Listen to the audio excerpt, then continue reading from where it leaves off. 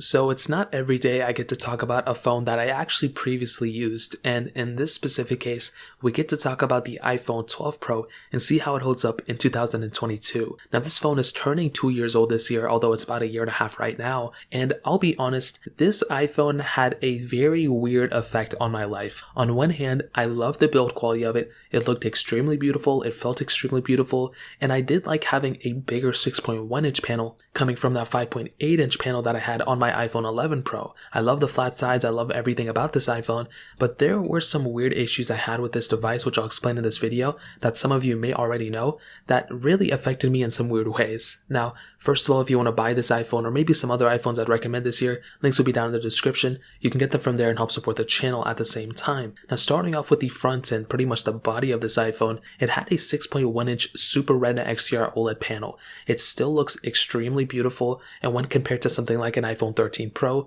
it obviously still looks kind of the same, although it doesn't have ProMotion. You still have the notch, you still have a little tiny amount of bezel on top of it too, but it's really not that big of a deal. And when you look at this phone, I don't think you're going to think it's outdated. Wait until the iPhone 14s come out and maybe this thing will start looking outdated, but this is still a pretty beautiful looking phone on the front, and I think the panel is just the start. It's just looks so beautiful, and even like 5 to 10 years from now, it's still going to feel like a very premium phone for sure. Now you do have that lightning port at the bottom, which is still fine. The stainless steel band around it, whatever it is, it looks very good as well. And on the back, we still have that frosted glass back on this iPhone too, which, as I mentioned before, makes this thing look so beautiful. I think most phones like this just look so great, and again, I am a humongous fan of how this iPhone still looks in this day and age. Now we do have that triple camera setup up top with, the LiDAR sensor, which I'll get into in a second. You have IP certification on this phone, so it's a little bit of water resistant, dust resistant as well. You have the MagSafe capability with wireless charging, and that is pretty much it on the outside. It still looks good.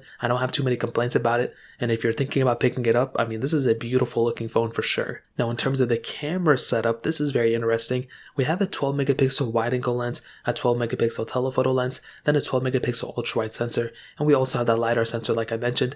Now you could do 4K at 60 on the back and the front of this thing because you also have a 12 megapixel wide angle lens. So all of the cameras on this iPhone are actually, 12 megapixel lenses, which is really cool. There's no 8K capability or anything like that, but that is totally okay. I really don't think that's that big of a deal. Now here's the thing about the iPhone 12 Pro. This iPhone, I think, is still a very good camera. This is a very solid camera. I think I filmed a couple of videos on this iPhone throughout the last year, and I think it, held up extremely well. All my photos, a lot of thumbnails that I made for this channel too were pretty much made and, created on this iPhone. And I think in terms of the camera setup, it never let me down. It was a very good camera setup. And even when I compared to my iPhone 13 Pro, although the sensors are a little bit smaller, I don't really think it's that big of a deal. This camera, I can't really tell that big of a difference. You still have a lot of capability on this phone for sure. I was usually taking like Snapchat videos or TikToks or Instagrams that some of you may have seen, and I think it's a totally quality, camera. There's not that much to complain about here. Now, the only slight thing compared to the new iPhones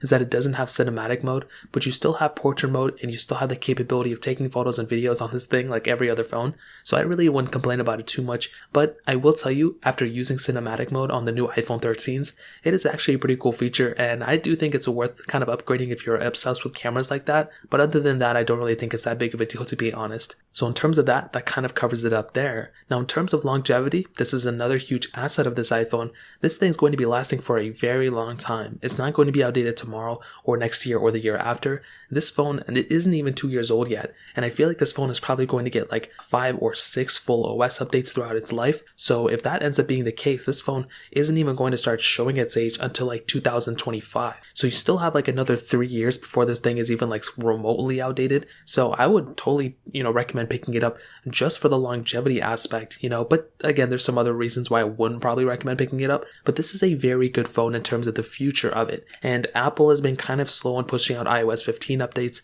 and currently iOS 15 isn't the most stable thing on the iPhone 12 Pro. Even still, we are many months into its full OS release cycle. I did not install the betas, but this is still kind of an issue that Apple needs to address. Hopefully, if you're watching this video 5 months from now, they've, already patched a lot of these bugs, but as of right now, me making this video, there are still some issues that Apple really needs to fix. So in terms of the longevity aspect, that pretty much covers it up there. Now in terms of the performance, this thing has that Apple A14 Bionic chip inside of it with 6GB of RAM. Now luckily for us, this was the first iPhone to bring 6GB of RAM, which is really cool. This is in the 12 Pro Max. And here's the thing, what I'll tell you about the performance of this iPhone. Very similar to how I felt about the iPhone 11 Pro and the iPhone 10, this is still a very good performing iPhone. I don't think it's that much slower than an iPhone 13 Pro. In fact, I think there are some times where the iPhone 12 Pro may be a little bit faster than my current iPhone 13 Pro, which is pretty crazy. Now, I used this phone for a little bit over a year, and I had an amazing time with the performance. I didn't complain about it too much. There may have been some RAM management issues and some speed and app opening issues in the first maybe a first month, but usually Apple fixes it within the first month and it's fixed. My 13 Pro is still experiencing, and my iPhone 13 Pro is still experiencing some of these bugs. With my iPhone 12 Pro, I never really had to complain about the performance because it was very good. For my basic apps and things that I use on an everyday basis, I typically use things like Snapchat and TikTok, and then I just go and make these videos and maybe edit some thumbnails here and there, and then use YouTube Studio and different things like that. So I'm not really using my phone a crazy amount, although I do use some heavier intensive apps, every once in a while, and it seems like a lot of these apps are becoming bigger and bigger, like Snapchat and Twitter. Now, on top of that, if you were trying to do basic things on this iPhone like I have, it's perfectly fine. If you're trying to do heavier intensive things, this iPhone can easily handle it as well. I recently started up a third channel, and it's a lot of gaming intensive, videos and things like that. And anytime I make a video, and sometimes I did record some, video from some gameplay on this iPhone, and these are heavier intensive games, and it runs perfectly fine. Games like PUBG, Free Fire, Genshin Impact, these games run very well on this iPhone as well. So if you're trying to go and play super intensive games on this iPhone, you're going to have a very good time too. It's not really going to be too outdated or too slow. It's really not going to show its age. So that's another big thing to keep in mind.